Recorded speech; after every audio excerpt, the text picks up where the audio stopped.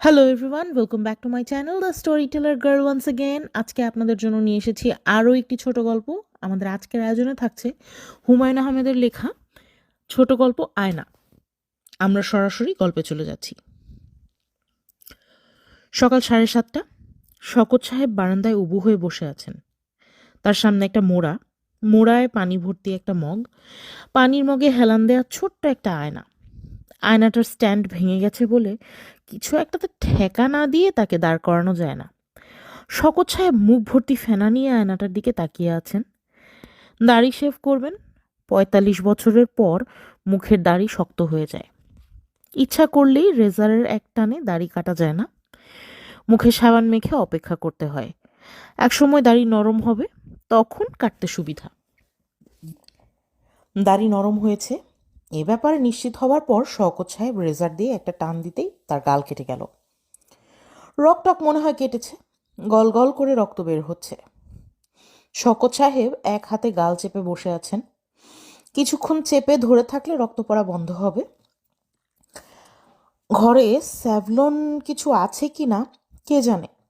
কাউকে ডেকে জিজ্ঞেস করতে ইচ্ছা করছে না। সকালবেলার সময়টা হলো ব্যস্ততার সময়, সবাই কাজ নিয়ে থাকে। কি দরকার বিরক্ত করে। এই 1 মাসে 4বার গাল কাটলো। আয়নাটাই সমস্যা করছে। পুরানো আয়না, পাড়া নষ্ট হয়ে গেছে, কিছুই পরিষ্কার দেখা যায় না।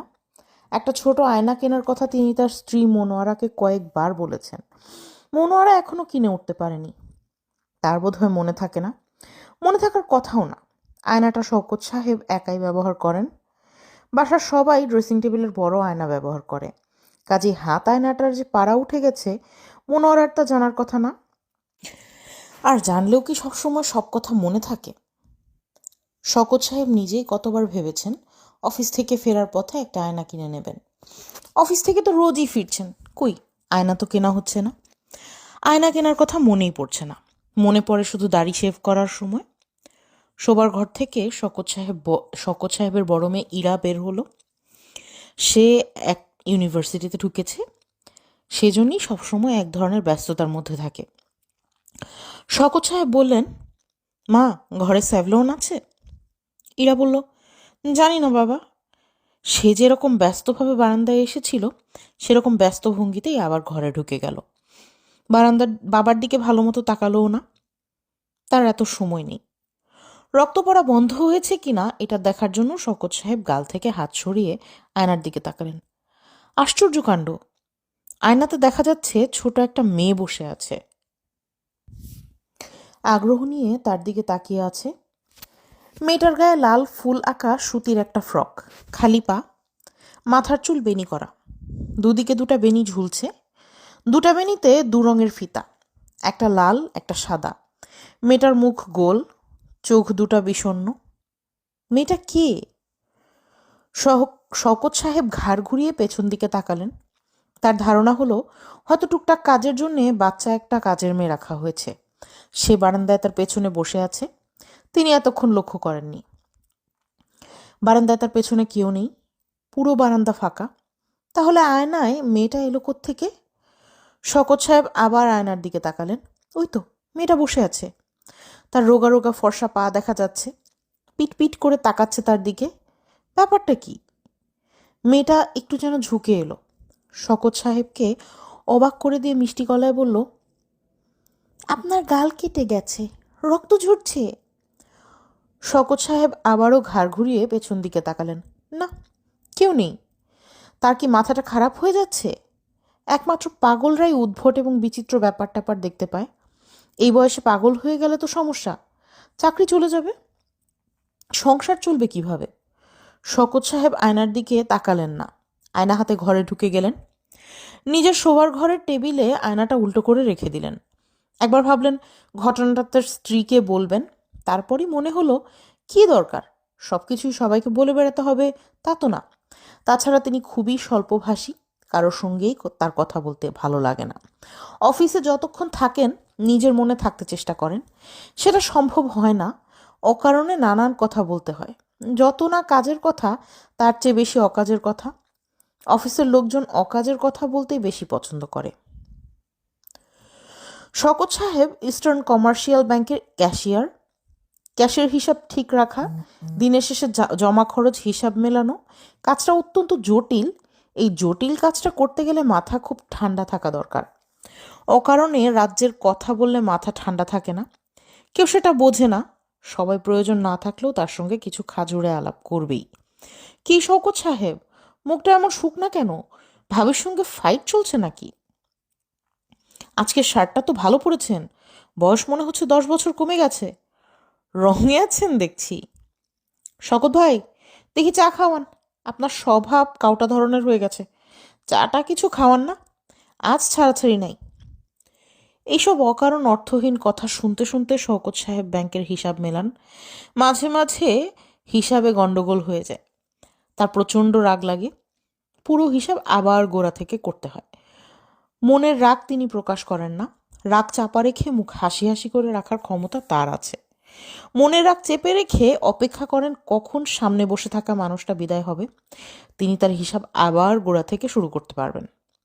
খুবই সমস্যার ব্যাপার। তবে মাসখানিক হলেও শওকত সাহেব আরও বড় ধরনের সমস্যায় পড়েছেন। ব্যাংকে কম্পিউটার চলে এসেছে। এখন থেকে হিসাবপত্র সব হবে কম্পিউটারে। চ্যাংড়া একটা ছেলে, নাম সাজেদুল করিম, সবাইকে কম্পিউটার ব্যবহার করা শেখাচ্ছে। সবাই শিখে গেছে, শওকত সাহেব কিছু শিখতে পারেননি। যন্ত্রপাতির ব্যাপার তার কাছে সবসময় অতি জটিল মনে হয়। সামান্য ক্যালকুলেটরও তিনি কখনো ঠিকমতো ব্যবহার করতে পারেন না। একটা বেড়াছাড়া হয়ে যায়। তাছাড়া যন্ত্রের ওপর তার বিশ্বাস নেই। তিনি যত দায়িত্বের সঙ্গে একটা যোগ করেন, যন্ত্র কি তা করবে? কেনই বা করবে? ভুল ভ্রান্তি করলে বড় সাহেবদের গালি খাবেন, তার চাকরি চলে যাবে। যন্ত্রের তো সেই সমস্যা নেই। যন্ত্রকে কেউ গালিও দেবে না, বা তার চাকরিও চলে যাবে না। তারপরেও কেন মানুষ এত যন্ত্র করে? কম্পিউটার তার কাছে অসহ্য লাগছে। অনেকটা টেলিভিশনের মতো একটা জিনিস। হিসাব নিকাশ সব পর্দায় উঠে আসছে। এমনিতেই টেলিভিশন তার কাছে ভালো লাগে না। বাসায় তিনি কখনো টিভি দেখেন না। যে যেটা অপছন্দ করে তার কপালে সেটাই জোটে। এটাই বোধহয় সত্যি। তিনি টিভি পছন্দ করেন না। এখন টিভির মতো একটা জিনিস সব সময় তার টেবিলে থাকবে। অফিসে যতক্ষণ থাকবেন তাকে তাকিয়ে থাকতে হবে টিভির পর্দার দিকে। যে পর্দায় গান বাজনা হবে না, শুধু হিসাব নিকাশ হবে। কোনো মানে হয়? অফিস শুরু হয় 9টার সময়। শওকত সাহেব 9টা বাজার ঠিক 10 মিনিট আগেই অফিসে ঢোকেন। তার টেবিলে পিরিচে ঢাকা 1 গ্লাস পানি থাকে। তিনি পানিটা খান, তারপর 3বার কুলহু আল্লাহ পড়ে কাজকর্ম শুরু করেন। এটা তার নিত্যদিনের রুটিন। আজ অফিসে এসে দেখেন কম্পিউটারের চ্যাংড়া ছেলেটা সাজেদুল করিম তার টেবিলের সামনে চেয়ারে বসে ভুরু কুচকে সিগারেট টানছে। পিরিচে ঢাকা পানির গ্লাসটা খালি। সাজেদুল করিম পানি খেয়ে ফেলেছে নিশ্চয়ই। সাজেদুল করিম শওকত সাহেবকে দেখে উঠে দাঁড়ান। হাসি মুখে বলল, স্যার কেমন আছেন? ভালো আছি। আজ আপনার জন্য সকাল সকাল চলে এসেছি। ও আচ্ছা। জিএম সাহেব খুব রাগারাগি করছিলেন, আপনাকে কম্পিউটার শেখাতে পারছি না। আজ ঠিক করেছি সারাদিন আপনার সঙ্গেই থাকবো। শওকত সাহেব শুকনো মুখে বললেন, আচ্ছা। আমরা চা খাই, চা খেয়ে শুরু করি, কি বলেন স্যার? শওকত সাহেব কিছু বললেন না। বেল টিপে বেয়ারাকে চা দিতে বললেন। সাজেদুল করিম হাসি হাসি মুখে বলল, গতকাল যা যা বলেছিলাম সেসব কি স্যার আপনার মনে আছে? শওকত সাহেবের কিছুই মনে নেই। তবু তিনি হ্যাঁ সূচক মাথা নাড়লেন। একটা ছোটোখাটো ভাইবা হয়ে যাক। স্যার বলুন দেখি, মেগাবাইট ব্যাপারটা কি? মনে নেই। র্যাম কি সেটা মনে আছে? না। মনে না থাকলে নাই, এটা এমন কিছু জরুরি ব্যাপার না। মেগাবাইট, র্যাম সবই হচ্ছে কম্পিউটারের মেমোরির একটা হিসাব। এক একজন মানুষের যেমন এক এক রকম স্মৃতিশক্তি থাকে, কম্পিউটারেরও তাই। কিছু কিছু কম্পিউটারের স্মৃতিশক্তি থাকে অসাধারণ, আবার কিছু কিছু কম্পিউটারের স্মৃতিশক্তি সাধারণ মানের। মেগাবাইট হচ্ছে স্মৃতিশক্তির একটা হিসাব। মেগা হলো 10⁶, আর বাইট হলো 10⁶ ভাগের 1 ভাগ। র্যাম হচ্ছে র্যান্ডম অ্যাক্সেস মেমোরি। স্যার বুঝতে পারছেন? শওকত সাহেব কিছুই বোঝেননি, তারপরেও বললেন, বুঝতে পারছি। একটা জিনিস খেয়াল রাখবেন, কম্পিউটার হলো আয়নার মতো। আয়নার মতো? হ্যাঁ স্যার, আয়নার মতো। আয়নাতে যেমন হয়, আয়নার সামনে যা থাকে তাই আয়নাতে দেখা যায়, কম্পিউটারেরও তাই। কম্পিউটারকে আপনি যা দেবেন সে তাই আপনাকে দেখাবে। নিজে থেকে বানিয়ে সে আপনাকে কিছু দেবে না। তার সেই ক্ষমতা নেই, বুঝতে পারছেন? হ্যাঁ স্যার, এখন আসুন মেমোরি এবং হার্ড ডিস্ক এই দুয়ের ভেতরের পার্থক্যটা আপনাকে বুঝিয়ে বলি। আমার কথা মন দিয়ে শুনছেন তো? হ্যাঁ, শওকত সাহেব আসলে মন দিয়ে কিছুই শুনছেন না। আয়নার কথায় তার নিজের আয়নাটার কথা মনে পড়ে গেছে। ব্যাপারটা কি? আয়নার ভেতরে ছোট মেয়েটা এলো কিভাবে? মেয়েটা কে? তার নাম কি? চোখ পিটপিট করে তার দিকে তাকাচ্ছিল। বেয়ারা চা নিয়ে এসেছে। শওকত সাহেব চায়ের কাপ অন্যমনস্ক ভঙ্গিতে চুমুক দিচ্ছেন। সাজেদুল করিম বলল, স্যার। হ্যাঁ। আপনি কি কোনো কিছু নিয়ে চিন্তিত? না তো। তাহলে আসুন কম্পিউটারের ফাইল কিভাবে খুলতে হয় আপনাকে বলি। শুধু মুখে বললে হবে না, হাতে কলমে দেখাতে হবে। আমাদের হার্ড ডিস্ক হলো আমাদের ফাইলিং ক্যাবিনেট। সব ফাইল আছে হার্ড ডিস্কে। সেখান থেকে একটা বিশেষ ফাইল কিভাবে বের করব? বিকেল 4টা পর্যন্ত শওকত সাহেব কম্পিউটার নিয়ে ঘটঘট করলেন।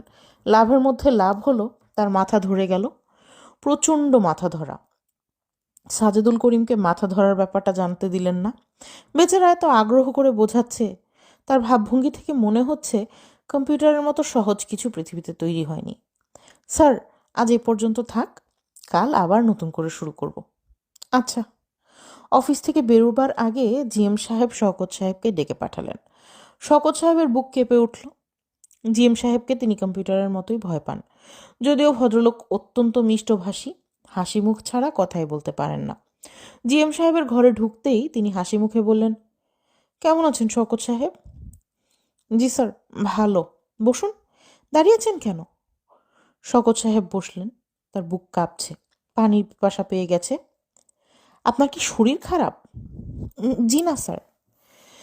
দেখে অবশ্যই মনে হচ্ছে শরীর খারাপ। যাই হোক, কম্পিউটার শেখার কত দূর হলো? শওকত সাহেব কিছুই বললেন না, মাথা নিচু করে বসে রইলেন। জিএম সাহেব বললেন, আমি সাজেদুল করিমকে গতকাল কঠিন কঠিন বকা দিয়েছি। তাকে বলেছি, তুমি কেমন ছেলে, সামান্য একটা জিনিস শওকত সাহেবকে শেখাতে পারছো না? তার দোষ নেই স্যার, সে চেষ্টার ত্রুটি করছে না। আসলে আমি শিখতে পারছি না। পারছেন না কেন? বুঝতে পারছি না স্যার। কম্পিউটার তো আজ ছেলে খেলা। 7-8 বছরের বাচ্চারা কম্পিউটার দিয়ে খেলছে। আপনি পারবেন না কেন? আপনাকে তো পারতেই হবে। পুরোনো দিনের মতো কাগজে কলমে বসে বসে হিসাব করবেন আর মুখে বিড়বিড় করবেন হাতে আছে 5, তা তো হবে না। আমাদের যুগের সঙ্গে তাল মিলিয়ে চলতে হবে। যা হবে সব কম্পিউটারে হবে। জি স্যার। নতুন টেকনোলজি যারা নিতে পারবে না তাদের তো আমাদের প্রয়োজন নেই। ডারউইনের সেই theory, survival for the fittest, বুঝতে পারছেন? জি স্যার। আচ্ছা, আজ যান, চেষ্টা করুন ব্যাপারটা শিখে নিতে। এটা এমন কিছু না, আপনার নিজের ভেতরেও শেখার চেষ্টা থাকতে হবে। আপনি যদি ধরেই নেন কোনো দিন শিখতে পারবেন না, তাহলে তো কোনো দিনই শিখতে পারবেন না, ঠিক না? জি স্যার, ঠিক। আচ্ছা, আজ তাহলে যান।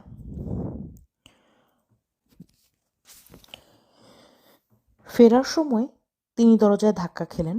ডান চোখের উপর কপাল সুপুরির মতো ফুলে উঠল। মাথা ধরাটা আরও বাড়ল।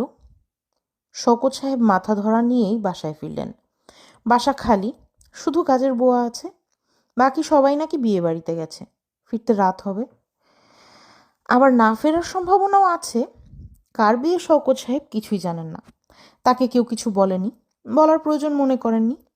তিনি হাত মুখ ধুয়ে বারান্দার ইজি চেয়ারে চোখ বন্ধ করে বসে রইলেন। এতে যদি মাথা ধরাটা কমে। ইদানিং তার ঘন ঘন মাথা ধরছে। চোখ আরও খারাপ করেছে কিনা কে জানে। চোখের ডাক্তারের কাছে একবার গেলে হয়। যেতে ইচ্ছা করছে না। ডাক্তারের কাছে যাওয়ার মানেই টাকার খেলা। ডাক্তারের ভিজিট, নতুন চশমা, নতুন ফ্রেম। কাজের বুয়া তাকে নাস্তা দিয়ে গেল। একটা পিরিচে কয়েক টুকরা পেঁপে, আধা বাটি মুড়ি এবং সরপড়া চা। পেঁপেটা খেতে তিতা তিতা লাগলো। মুড়ি মিইয়ে গেছে, দাঁতের চাপে রবারের মতো চ্যাপ্টা হয়ে যাচ্ছে। তার প্রচণ্ড খিদে লেগেছিল। তিনি তিতা পেঁপে এবং মিয়ানো মুড়ি সবটা খেয়ে ফেললেন। চা খেলেন। গরম চা খেলে মাথা ধরাটা কমবে ভেবেছিলেন, কমলো না, কারণ চা গরম ছিল না। এই কাজের বুয়া গরম চা বানানোর কায়দা জানে না। তার চা সবসময় হয় কুসুম গরম। শওকত সাহেব মাথা ধরার ট্যাবলেটের খোঁজে শোবার ঘরে ঢুকলেন। টেবিলের ড্রয়ারে প্যারাসিটামল ট্যাবলেট থাকার কথা, কিছুই পাওয়া গেল না। ড্রয়ারের ভেতর হাত আয়নাটা ঢুকানো। মনোয়ারা নিশ্চয়ই রেখে দিয়েছে। আচ্ছা, আয়নার ভেতর মেয়েটা কি এখনো আছে? শওকত সাহেব আয়না হাতে নিলেন, অস্বস্তি নিয়ে তাকালেন। আশ্চর্য, মেয়েটা তো আছে। আগের বার বসেছিল, এখন দাঁড়িয়ে আছে, আগের ফ্রকটাই গায়ে। মেয়েটা খুব সুন্দর তো, গোল মুখ, মায়া মায়া চেহারা। বয়স কত হবে? 11-12 বেশি না, কমও হতে পারে। মেয়েটার গলায় নীল পুঁতির মালা। মালাটা আগে লক্ষ্য করেননি। শওকত সাহেব নিচু গলায় বললেন, তোমার নাম কি? মেয়েটা মিষ্টি গলায় বলল, চিত্রলেখা। বাহ, সুন্দর নাম। মেয়েটা লাজুক ভঙ্গিতে হাসল। শওকত সাহেব আর কি বলবেন ভেবে পেলেন না। মেয়েটাকে আর কি বলা যায়? আয়নার ভেতর সে এলো কি করে, এটা কি জিজ্ঞেস করবেন? প্রশ্নটা মেয়েটার জন্য জটিল হয়ে যাবে না তো? জটিল প্রশ্ন জিজ্ঞেস করে লাভ নেই। তিনি কিচ্ছু জিজ্ঞেস করার আগে মেয়েটা বলল, আপনার কপালে কি হয়েছে? ব্যথা পেয়েছি। জিএম সাহেবের ঘর থেকে বের হবার সময় দরজায় ধাক্কা খেলাম। খুব বেশি ব্যথা পেয়েছেন? খুব বেশি না। তুমি কোন ক্লাসে পড়ো? আমি পড়ি না। স্কুলে যাও না? হুম। আয়নার ভেতর তুমি এলে কি করে? তাও জানি না। তোমার বাবা মা, তারা কোথায়? জানি না। তোমার মা বাবা আছেন তো? আছেন না? জানি না। তুমি কি একা থাকো? হুম। শওকত সাহেব লক্ষ্য করলেন মেয়েটা কেঁপে কেঁপে উঠছে, বুকের উপর দুটো হাত আড়াআড়ি করে রাখা। মনে হয় তার শীত লাগছে, অথচ এটা চৈত্র মাস। শীত লাগার কোনো কারণ নেই। তিনি নিজে গরমে সিদ্ধ হয়ে যাচ্ছেন। মাথার ওপর ফ্যান ঘুরছে, তার বাতাসটা পর্যন্ত গরম। কাঁপছো কেন? শীত লাগছে নাকি? হুম, এখানে খুব শীত। তোমার কি গরম কাপড় নেই? না। তোমার এই একটাই জামা? হুম। আমাকে তুমি চেনো? চিনি। আমি কে বলো তো? তা বলতে পারি না। আমার নাম জানো? আপনি তো আপনার নাম বলেননি, জানবো কিভাবে? আমার নাম শওকত, শওকত আলী। ও আচ্ছা। আমার 3 মেয়ে। ছেলে নাই? না, ছেলে নাই। আপনার মেয়েরা কোথায় গেছে? বিয়ে বাড়িতে গেছে। কার বিয়ে? কার বিয়ে আমি ঠিক জানি না, আমাকে বলেনি। আপনার মেয়েদের নাম কি? বড় মেয়ের নাম ইরা, মেজোটার নাম সোমা, সবচেয়ে ছোটটার নাম কল্পনা। ওদের নামে কোনো মিল নেই কেন? সবাই তো মিল দিয়ে দিয়ে মেয়েদের নাম রাখে। বড় মেয়ের নাম ইরা হলে মেজোটার নাম হয় মীরা, তা না হয়ে ছোটটার নাম মীরা। ওদের মা নাম রেখেছে, মিল দিতে ভুলে গেছে। আপনি নাম রাখেননি কেন? আমিও রেখেছিলাম, আমার নাম কারো পছন্দ হয়নি। আপনি কি নাম রেখেছিলেন? বড় মেয়ের নাম রেখেছিলাম বেগম রোকেয়া, মহিয়সী নারীর নামে নাম। তার মা পছন্দ করেনি। তার মার দোষ নেই, পুরনো দিনের নাম তো, এই জন্যই পছন্দ হয়নি। বেগম রোকেয়া কেন? তোমাকে বললাম না, মহিয়সী নারী। রংপুরের পায়রাবন্দ গ্রামে জন্মেছিলেন। মেয়েদের শিক্ষা বিস্তারের জন্য প্রাণপাত করেছিলেন। তুমি তার নাম শুনোনি? জি না। কলিং বেল বেজে উঠল। শওকত সাহেব আঁতকে উঠলেন। ওরা বোধহয় চলে এসেছে। তিনি আয়না ড্রয়ারে রেখে দরজা খোলার জন্য গেলেন। ওদের সামনে আয়না বের করার কোনো দরকার নেই। তারা কি না কি মনে করবে, দরকার কি? অবশ্যই আয়নায় তিনি নিজেও কিছু দেখছেন না। সম্ভবত তার এটা এটা তার কল্পনা, কিংবা তিনি পাগল হয়ে যাচ্ছেন।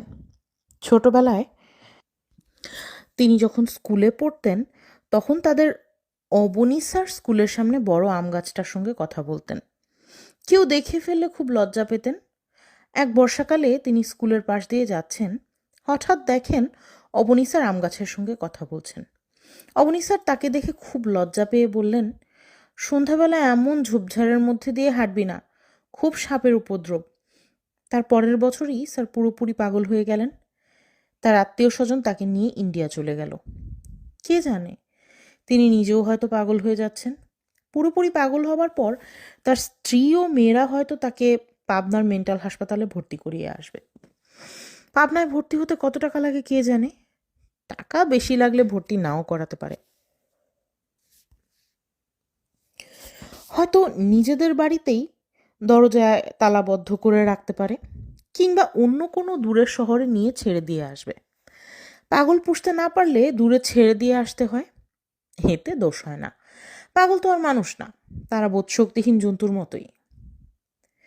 মনোয়ারা বিয়েবাড়ি থেকে মেয়েদের নিয়ে ফেরেননি, মেজ মেয়ের মাস্টার এসেছে। শকত সাহেব বললেন, ওরা কেউ বাসায় নেই, বিয়ে বাড়িতে গেছে, আপনি বসেন, চা খান। মাস্টার সাহেব বললেন, আচ্ছা, চা এক কাপ খেয়েই যাই। শকত সাহেব বুয়াকে চায়ের কথা বলে এসে শুকনো মুখে মাস্টারের সামনে বসে রইলেন। তার মেজাজ একটু খারাপ হলো। মাস্টারের চা খাওয়া শেষ না হওয়া পর্যন্ত সামনে বসে থাকতে হবে, টুকটাক কথা বলতে হবে। কি কথা বলবেন? মাস্টার সাহেব বললেন, আপনার গালে কি হয়েছে? দাড়ি শেভ করতে গিয়ে গাল কেটে গেছে। আয়নাটা খারাপ, ভালো দেখা যায় না। নতুন একটা কিনে নেন না কেন? ইরার মাকে বলেছি, ও সময় করতে পারছে না। আপনার ছাত্রী পড়াশোনা কেমন করছে? ভালো। ম্যাথে একটু উইক। আপনি কি শুধু ম্যাথ পড়ান? আমি সায়েন্স সাবজেক্ট সবই দেখাই, ফিজিক্স, কেমিস্ট্রি। বুয়া চা নিয়ে এসেছে, শুধু চা না, পিরিচে পেঁপে এবং মুড়ি। মাস্টার সাহেব আগ্রহ করে তিতা পেঁপে এবং মিয়ানো মুড়ি খাচ্ছেন। প্রাইভেট মাস্টাররা যে কোনো খাবারই আগ্রহ করে খায়। শকত সাহেব কথা বলার আর কিছু পাচ্ছেন না। একবার ভাবলেন আয়নার ব্যাপারটা নিয়ে কথা বলবেন, নিজেকে সামলালেন। কি দরকার? মাস্টার সাহেব। জি? আপনি তো সায়েন্সের টিচার, আয়নাতে যে ছবি দেখা যায় কিভাবে দেখা যায়? আলো অবজেক্ট থেকে আয়নাতে পড়ে, সেখান থেকে প্রতিফলিত হয়ে ফিরে আসে। শকত সাহেব ইতস্তত করে বললেন, কোনো বস্তু যদি আয়নার সামনে না থাকে তাহলে তো তার ছবি দেখার কোনো কারণ নেই, তাই না? মাস্টার সাহেব খুবই অবাক হয়ে বললেন, তা তো বটেই। এটা জিজ্ঞেস করছেন কেন? এমনি জিজ্ঞেস করছি, কোনো কারণ নেই। কথার কথা, কিছু মনে করবেন না। শকত সাহেব খুবই লজ্জা পেয়ে গেলেন। পরদিন অফিসে যাওয়ার সময় শকত সাহেব আয়নাটা খবরের কাগজে মুড়ে সঙ্গে নিয়ে নিলেন। কেন নিলেন নিজেও ঠিক জানেন না। অফিসের ড্রয়ারে আয়না রেখে সাজেদুল করিমের সঙ্গে কম্পিউটার নিয়ে ঘটঘট করতে লাগলেন। কিভাবে উইন্ডো খুলে সেখান থেকে সিস্টেম ফোল্ডার বের করতে হয়, ডাটা এন্ট্রি, ডাটা প্রসেসিং, 14 রকম যন্ত্রণা। তিনি মুগ্ধ হলেন ছেলেটার ধৈর্য দেখে। তিনি যেসব গুবলেট করে দিচ্ছেন তার জন্য সাজেদুল করিম একটুও রাগ করছে না। একই জিনিস বারবার করে বলছে, এমনভাবে কথা বলছে যেন তিনি বয়স্ক একজন মানুষ না, বাচ্চা একটা ছেলে। সাজেদুল করিম বলল, স্যার আসুন, আমরা একটু রেস্ট নিই, চা খাই, তারপর আবার শুরু করব। শকত সাহেব বললেন, আমাকে দিয়ে আসলে কিছু হবে না, বাদ দাও। বাদ দিলে চলবে কি করে স্যার? কম্পিউটার চলে এসেছে, এখন তো আর আপনি লম্বা লম্বা যোগ বিয়োগ করতে পারবেন না। ব্যালেন্স শিট তৈরি হবে কম্পিউটারে। শকত সাহেব ক্লান্ত গলায় বললেন, আমি পারবো না। যারা পারবে তারা করবে, চাকরি ছেড়ে দেব। কি যে বলেন স্যার, চাকরি ছেড়ে দেবেন মানে? চাকরি ছাড়লে খাবেন কি? আপনি মোটেই ঘাবড়াবেন না, আমি আপনাকে কম্পিউটার শিখিয়ে ছাড়বো। আমার সাংঘাতিক জেদ। চা খেতে খেতে শকত সাহেব ছেলেটার সঙ্গে কিছু গল্পও করলেন। গল্প করতে খারাপ লাগলো না, তবে এই ছেলে কম্পিউটার ছাড়া কোনো গল্প জানে না। কোনো এক ভদ্রলোক তার কিছু জরুরি ডাটা ভুল করে ইরেজ করে ফেলেছিলেন, প্রায় মাথা খারাপ হবার মতো জোগাড়। সেই ডাটা কিভাবে উদ্ধার হলো তার গল্প সে এমনভাবে করলো যেন এটা এক রোমহর্ষক গল্প। বুঝলেন স্যার, 2টা প্রোগ্রাম আছে যা দিয়ে ট্র্যাশ ক্যানে ফেলে দেওয়া ডাটাও উদ্ধার করা যায়। একটা প্রোগ্রামের নাম নট অন ইউটিলিটিস, আরেকটার নাম কমপ্লিট আনডিলিট। খুবই চমৎকার প্রোগ্রাম। শকত সাহেব কিছুই বুঝলেন না, তবু মাথা নাড়লেন যেন যেন বুঝতে পেরেছেন। চা শেষ হবার পর সাজেদুল করিম বলল, স্যার আসুন, বিসমিল্লাহ বলে লেগে পড়ি। শকত সাহেব লজ্জিত গলায় বললেন, আজ থাক, আজ আর ভালো লাগছে না। জিএম সাহেব শুনলে আবার রাগ করবেন। রাগ করলে করবে, কি আর করা, আমাকে দিয়ে কম্পিউটার হবে না। শুধু শুধু তুমি কষ্ট করছো। আমার কোনো কষ্ট হচ্ছে না। ঠিক আছে, আজ আপনি রেস্ট নিন, কাল আবার আমরা শুরু করব। আমি তাহলে স্যার আজ যাই। একটা জিনিস দেখো তো। শকত সাহেব ড্রয়ার থেকে খবরের কাগজে মোড়া আয়না বের করলেন, খুব সাবধানে কাগজ সরিয়ে আয়না বের করলেন। সাজেদুল করিমের হাতে আয়নাটা দিয়ে বললেন, জিনিসটা একটু ভালো করে দেখো তো। জিনিসটা কি? একটা আয়না। সাজেদুল করিম ঘুরিয়ে ঘুরিয়ে আয়না দেখল। শওকত সাহেব কৌতূহলী গলায় বললেন, দেখলে? সাজেদুল করিম বিস্মিত হয়ে বলল, দেখলাম। কি দেখলে বলো তো? পুরনো একটা আয়না দেখলাম। পাড়া নষ্ট হয়ে গেছে। আর তো কিছু দেখলাম না। আর কিছু কি দেখার আছে? না, আমার শখের একটা আয়না। শওকত সাহেব আয়নাটা কাগজে মুড়তে শুরু করলেন। সাজেদুল করিম এখনও তার দিকে বিস্মিত চোখে তাকিয়ে আছে। শওকত সাহেবের মনে হলো তিনি ছোটবেলায় অবনী স্যারকে গাছের সঙ্গে কথা বলতে দেখে এভাবেই বোধহয় তাকিয়েছিলেন।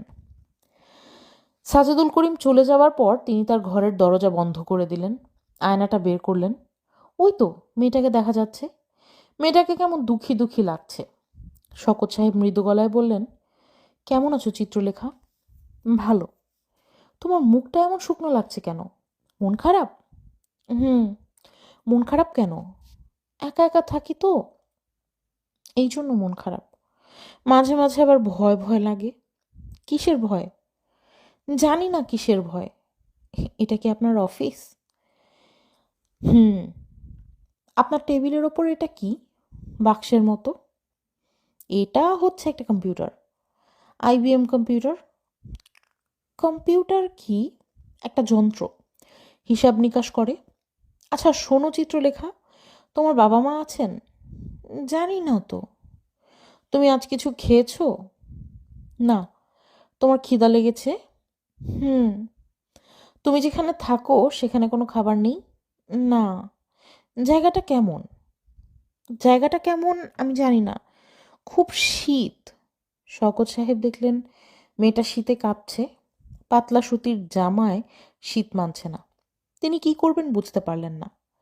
এই শীতার্ত ও ক্ষুধার্ত মেয়েটির জন্য তিনি কী বা করতে পারেন। তিনি দীর্ঘ নিঃশ্বাস ফেলে আয়নাটা কাগজে মুড়ে ড্রয়ারে রেখে দিলেন। তার নিজেরও খিদে লেগেছে। বাসা থেকে টিফিন ক্যারিয়ারে করে খাবার এনেছেন। কোনো উপায় আছে কি মেয়েটাকে খাবার দেওয়ার? আরে কি আশ্চর্য! তিনি এসব কি ভাবছেন? আয়নায় যা দেখছেন সেটা মনের ভুল ছাড়া আর কিছুই না। এটাকে গুরুত্ব দেওয়ার কোনো মানে হয় না। আসলে আয়নাটা তার দেখাই উচিত না। তিনি টিফিন ক্যারিয়ার নিয়ে অফিস ক্যান্টিনে খেতে গেলেন, কিন্তু খেতে পারলেন না। বারবার মেয়েটার শুকনা মুখ মনে পড়তে লাগলো। তিনি হাত ধুয়ে উঠে পড়লেন। বাসায় ফিরতে ফিরতে তার সন্ধ্যা হয়ে গেল। সাধারণত অফিস থেকে তিনি সরাসরি বাসায় ফেরেন। আজ একটু ঘুরলেন। সোহরাওয়ার্দী উদ্যানের বেঞ্চিতে বসে রইলেন। তার ভালোই লাগলো। ফুরফুরে বাতাস দিচ্ছে, চারদিকে গাছপালা, কেমন শান্তি শান্তি ভাব। দুপুরে কিছু খাননি বলে খিদেটা এখন জানান দিচ্ছে। বাদামওয়ালা বুট বাদাম বিক্রি করছে। 1 ছটাক বাদাম কিনে ফেলবেন নাকি? কত দাম 1 ছটাক বাদামের? তিনি হাত উঁচিয়ে বাদামওয়ালাকে ডাকলেন। তারপরই মনে হলো বাচ্চা একটা মেয়ে না খেয়ে আছে। তার মনটা খারাপ হয়ে গেল। বাদাম না কিনেই তিনি বাসার দিকে রওনা দিলেন। বাসায় ফেরা মাত্র তাকে নাস্তা দেওয়া হলো। তিতা পেঁপের টুকরা, মিয়ানো মুড়ি। মনে হয় অনেকগুলি তিতা পেঁপে কেনা হয়ে আছে এবং টিন ভর্তি মেয়ানো মুড়ি আছে। এগুলি শেষ না হওয়া পর্যন্ত তাকে খেতেই হবে। ঘরের ভেতর থেকে হারমোনিয়ামের শব্দ আসছে। অপরিচিত একজন পুরুষ নাকি গলায় সারেগামা করছে। ইরার গলাও পাওয়া যাচ্ছে। ইরা গান শিখছে নাকি?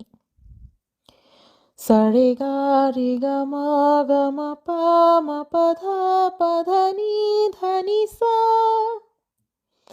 মনোয়ারা চায়ের কাপ নিয়ে শওকত সাহেবের সামনে রাখতে রাখতে বললেন, ইরার জন্য গানের মাস্টার রেখে দিলাম। সপ্তাহে 2 দিন আসবে। 1500 টাকা সে নেয়। বলে কয়ে 1000 করেছি। তাবলচিকে দিতে হবে 300। মেয়ের এত শখ, তোমাকে বলে তো কিছু হবে না। আর কি শখ কি ইচ্ছা তুমি কিছুই জানো না।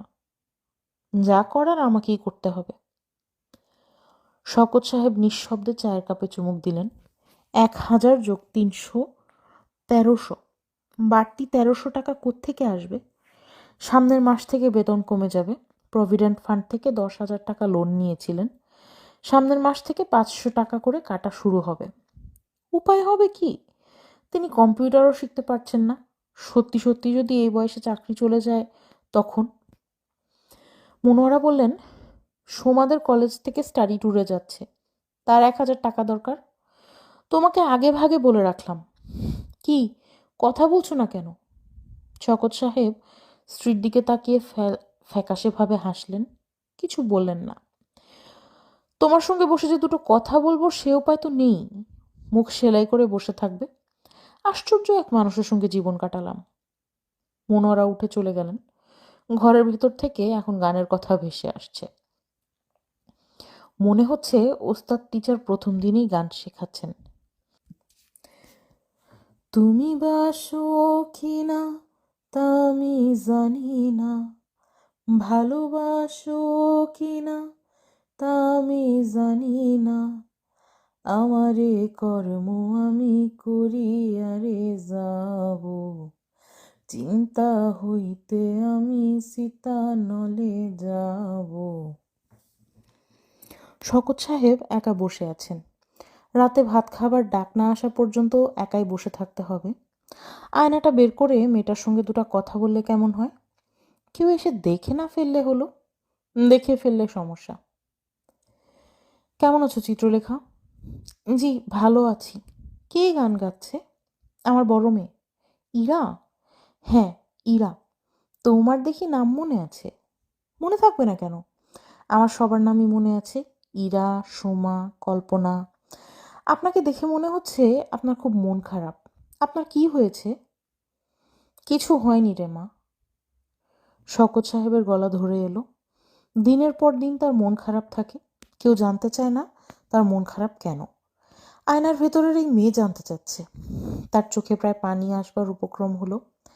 তিনি প্রসঙ্গ পাল্টাবার জন্য বললেন, তুমি কি গান জানো? জি না। আচ্ছা শোনো, তুমি যে বলেছিলে খিদে লেগেছে, কিছু কি খেয়েছো? খিদে কমেছে?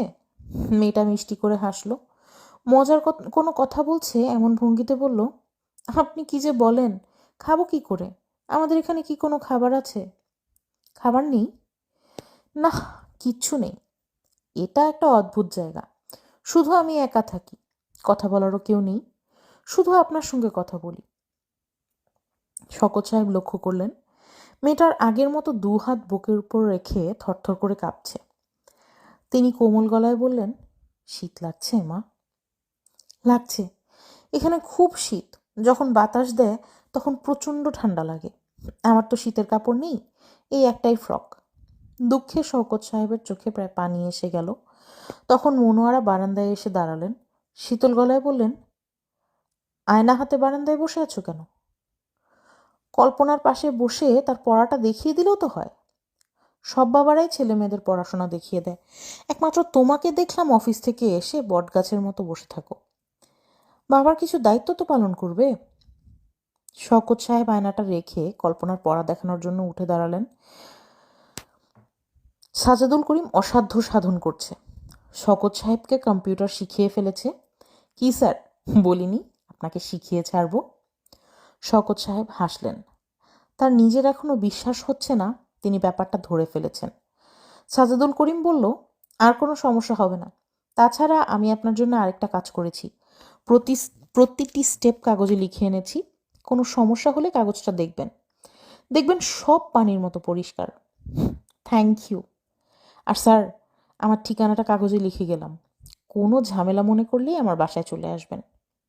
আচ্ছা বাবা, তুমি অনেক কষ্ট করেছো। আপনার অবস্থা দেখে আমার স্যার মনটা খারাপ হয়েছিল। রাতে দেখি ঘুম আসে না, তখন একের পর এক স্টেপগুলি কাগজে লিখলাম। সারা রাত চিন্তা করলাম কিভাবে বোঝালে আপনি বুঝবেন। শওকত সাহেবের চোখে প্রায় পানি আসার উপক্রম হলো। তিনি ভেবে পেলেন না এরকম অসাধারণ ছেলে পৃথিবীতে এত কম জন্মায় কেন। স্যার আমি যাই? জিএম সাহেবকে বলে যাচ্ছি আপনি সব শিখে ফেলেছেন, আর কোনো সমস্যা নেই। আরেকটা কথা, স্যার কম্পিউটারকে ভয় পাবেন না। তাকে ভয় পাবার কিছু নেই। কম্পিউটার হচ্ছে সামান্য একটা যন্ত্র, এর বেশি কিছু না। শওকত সাহেবের চোখে এবার সত্যি সত্যি পানি চলে এলো।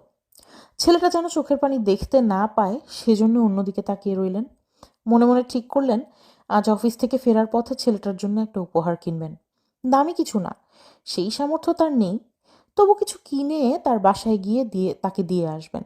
একটা কলম বা এই জাতীয় কিছু। শুধুই 100-2 টাকার মধ্যে কলম না পাওয়া গেলে সুন্দর কিছু গোলাপ, তার সঙ্গে 500 টাকা আছে টেবিলের ড্রয়ারে খামের ভেতর রাখা।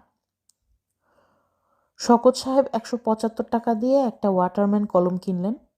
তারপর কোনো কিছু না ভেবেই চিত্রলেখার জন্য একটা সোয়েটার কিনে ফেললেন। গরমের সময় বলেই ভালো ভালো সোয়েটার রাস্তায় বিক্রি হচ্ছিল। সোয়েটার কিনতে 340 টাকা খরচ হয়ে গেল। সাদা জমিনের ওপর নীল ফুল আঁকা, সিনথেটিক উল। দোকানদার বলল, সিনথেটিক হলেও আসল উলের বাবা। শুধু সোয়েটার গায়ে দিয়েই তুন্দ্রা অঞ্চলে বরফের চাইয়ের ওপর শুয়ে থাকা যায়।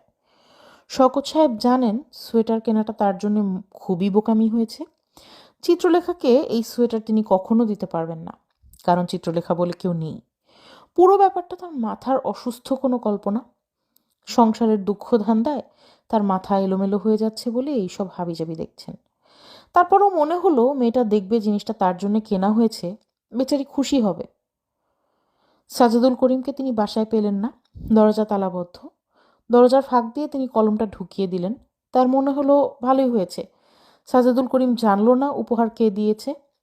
মানুষের সবচেয়ে ভালো লাগে অজানা কোনো জায়গা থেকে উপহার পেতে। শকত সাহেব গভীর আনন্দ নিয়ে বাসায় ফিরলেন। আজকের পেঁপে খেতে আগের মতো তিতা লাগলো না। চাটাও খেতে ভালো হয়েছে। তিনি মনোয়ারাকে আরেক কাপ চা দিতে বলে ড্রয়ার থেকে আয়না বের করতে গেলেন। আয়না পাওয়া গেল না। ড্রয়ারে নেই, টেবিলের ওপরে নেই, বাথরুমে নেই, বারান্দায় নেই। তিনি পাগলের মতো আয়না খুঁজছেন। মেয়েরা কেউ কি নিয়েছে? তিনি মেয়েদের ঘরে ঢুকে টেবিলের বইপত্র এলোমেলো করতে শুরু করলেন। এরা বলল, বাবা তুমি কি খুঁজছো? আয়নাটা খুঁজছি। আমার একটা হাত আয়না ছিল না, ওই আয়নাটা। ওই আয়না তুমি কোথাও খুঁজে পাবে না। মা তোমার জন্য নতুন আয়না কিনেছে, ওটা ফেলে দিয়েছে। শকত সাহেব হতভম্ব গলায় বললেন, এইসব কি বলছিস? কোথায় ফেলেছে? পুরনো একটা আয়না ফেলে দিয়েছে? তুমি এরকম করছো কেন বাবা? শকত সাহেব বিড়বিড় করে কি যেন বললেন, কিছু বোঝা গেল না। ইরা ভয় পেয়ে তার মাকে ডাকলো। মনোয়ারা এসে দেখেন শওকত সাহেব খুব ঘামছেন। তার কপাল বেয়ে ফোঁটা ফোঁটা ঘাম পড়ছে। তিনি ধরা গলায় বললেন, মনোয়ারা, আয়না কোথায় ফেলেছ? রাত 11টা বাজে। শওকত সাহেব বাসার পাশে ডাস্টবিন হাতড়াচ্ছেন। তার সারা গায়ে নোংরা লেগে আছে। তার সেদিকে কোনো ভ্রুক্ষেপ নেই। তিনি 2 হাতে ময়লা উল্টে যাচ্ছেন। একটু দূরে তার স্ত্রী ও 3 কন্যা দাঁড়িয়ে। তাদের চোখে রাজ্যের বিস্ময়। বড় মেয়ে কাঁদো কাঁদো গলায় বলল, তোমার কি হয়েছে বাবা?